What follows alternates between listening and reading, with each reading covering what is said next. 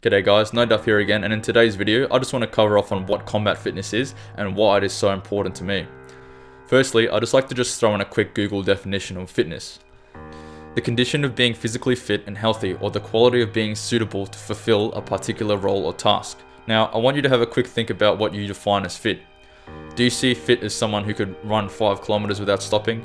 Someone who could do 100 burpees in a row without stopping?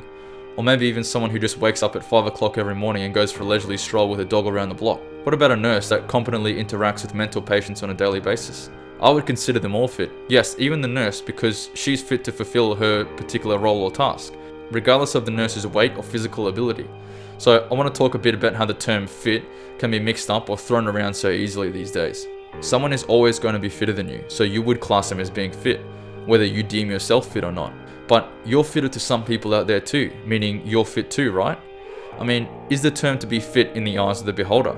Or does it come down to one's capability to complete a task?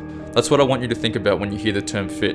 It denotes an individual's capability to conduct a task, not their maximum ability. So there's a few different terms out there like run fit, fight fit, cross fit, but why and how is combat fit any different? Everyone requires a different level of fitness, whether it be an elderly person just waking up in the morning to get to the bathroom, or a fiery that needs to climb 6 flights of stairs to save a trapped child in burning heat. So whatever the level of fitness it is that you require, make sure you're more than just fit enough to do it. Make sure you excel at it as well, because someone's life, not just your own, may depend on it. Now, I want to compare being CrossFit and combat fit here. Don't get me wrong, I'm a massive fan of CrossFit style workouts. They're almost second to none when it comes to strength and conditioning. But the attitude of some individuals at some of the boxes I've trained at, it's horrendous. Some of the most condescending, ego-filled people I've ever met. That's not saying all boxes are bad, it's just that, if those people are there, be prepared to be amazed.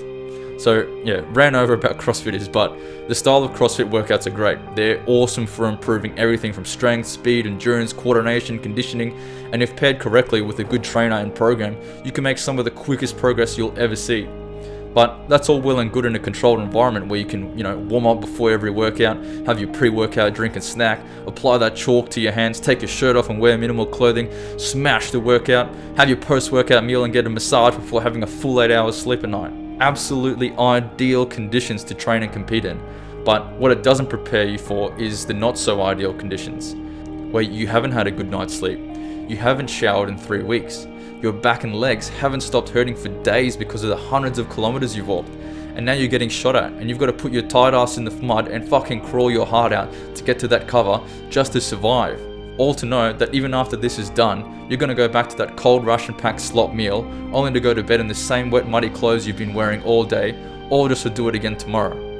That is combat fitness. Your ability to still give it your all, even though everything is stacked up against you. It's not just about mental fitness, it's the combination of physical and mental mixed with the mindset to always give 100% even when the workout is done. So why is it so important? Well, being fit is important regardless, because like I said earlier, there's a potential that not only your life is at risk, but those around you. Like my example for the fiery. That fiery might be fit enough to climb that flight of stairs to save that trapped child from the burning flames, but is that fiery fit enough to smash it up those stairs to make it in time? Not only to save the child's life, but so the fiery can save their own by getting out there in time. So why is combat fitness so important? Well, it's more so important in the military because, like I said before, you need to be fit according to the physical requirements that you need to meet, and you need to not just make that minimum, you need to surpass that standard. But in the military, it isn't a matter of winning the next lifting competition or coming first at the next triathlon, although both very impressive in their own respects. It's literally about life or death. You don't come second if you lose. If you lose because you're not fit enough, you die. And now that you're dead, you're going to put your mates at risk as well. Are you willing to accept that responsibility? Now, one of the core attributes of most military personnel is their fitness.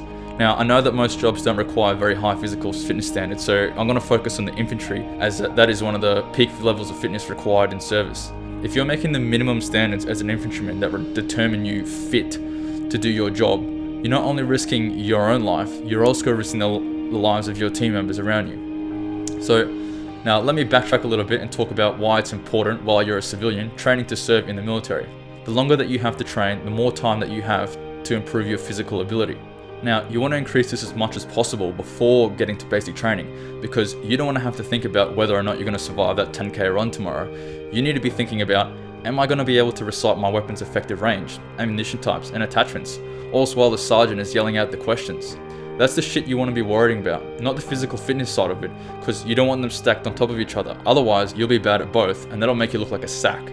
So get as fit as you can while you can, so you can surpass those minimum standards. Now, during your service is probably when combat fitness is the most important. So if you're deployed overseas in operations, you need to be combat fit to conduct those long-ass foot patrols whilst living out of an FOB for weeks or months, all the whilst maintaining your mental awareness in case something goes to shit. And if it does, you'll need to be prepared that there's that potential that the person that gets hit might be your mate next to you.